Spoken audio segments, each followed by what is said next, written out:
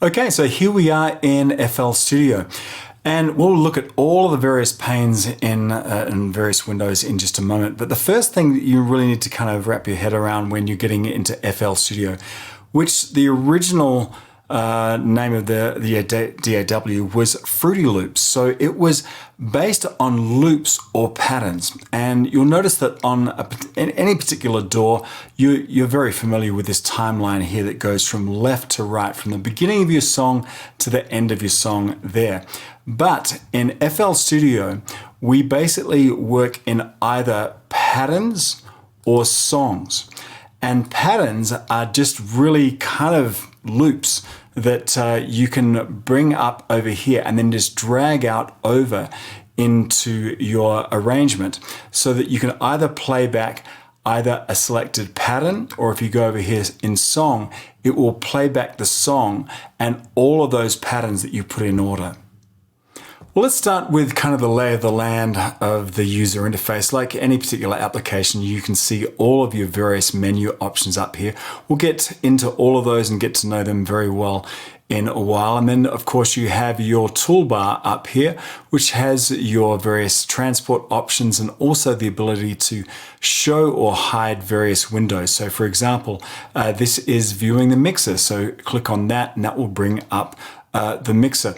You'll note that whenever you hover over these various buttons, on the left-hand side, we have a hint panel. So I'm going to hover over our mixer here, and you can see that's F9. So either I can click here or I can hit the F9 key on my keyboard and show and hide that mixer.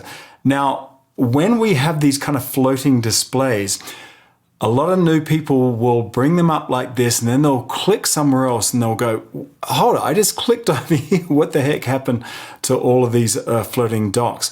Well, here's the way you can fix that. Let's go back into our channel rack here. And by the way, I'll explain what a channel rack is in a moment, but just say, for example, this one, the channel rack here, which kind of displays all of our instruments that we can record. If we go underneath here, and we can go down to detached, and as long as we select that, now when we click away from that, that will stay there and it will just stay anywhere on the screen or even on multiple screens if you have multiple displays. So the same thing we could do over here to our mixer, bring up the mixer here and do the same thing here, and I'm going to select detached here, and that way when you click away, these screens will stay here. And then, of course, you can maximize them, you can bring them back where they were before, or you can minimize them, all that kind of good stuff. So let's go through some of these various panes. A browser pane, as you would imagine, this is a way you can go through your various sounds and presets and things like that, and then you can bring them into your project. Now, the channel rack is a place where you bring in your various instruments. So in this example, and I brought this up from the preset, which is new basic 808 with limiter. Once I brought that up, then that has brought up an 808 kick, clap, hi-hat and snare. And if any of you are not familiar with the term 808, that comes from the TR-808, one of the most famous drum machines ever made by Roland. And then what we can do is we can say, for example, and I'll show you how to do all of this later on, but for this example, I'm just going to make up a really quick pattern here just with an 808 kick. Say the clap is going to be on the 2 and the 4, and then the hi-hat, I'm just going to paint that across here. And the snare, I'm going to put that on 2 and 4 as well.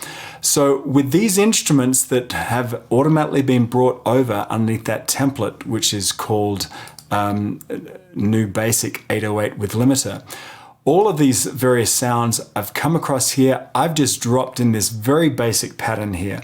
And once we play that, and we just need to make sure that we're in the pattern mode here. Once I play that, you'll notice that these instruments will come up through the mixer. Here we go.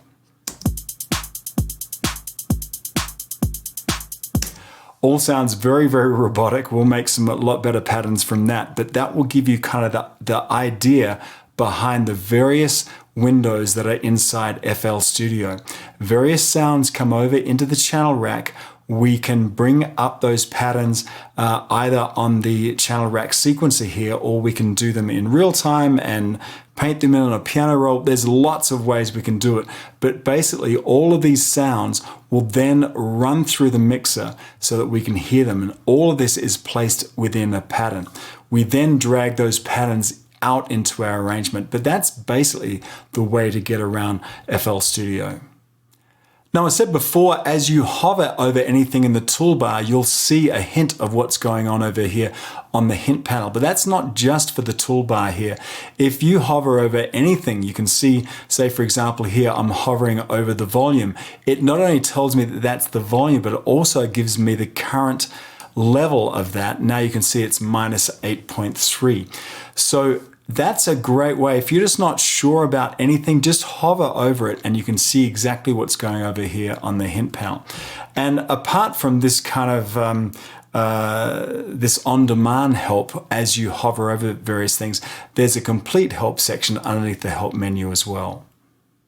So that kind of gives you a quick overview of what FL Studio is all about. And please don't freak out if you haven't understood some of the jargon that I dropped. If you don't know a plugin from a channel rack, don't worry, we'll absolutely go slow and expand on these concepts and principles as we go along. In fact, we're actually going to break out into a section of the course called DAWs 101. It actually breaks down exactly what DAWs or digital audio workstations do, what all the parts are, and some of the tech talk that we'll need to know moving forward. Now, if you've used DAWs for years, you might want to skim through this section.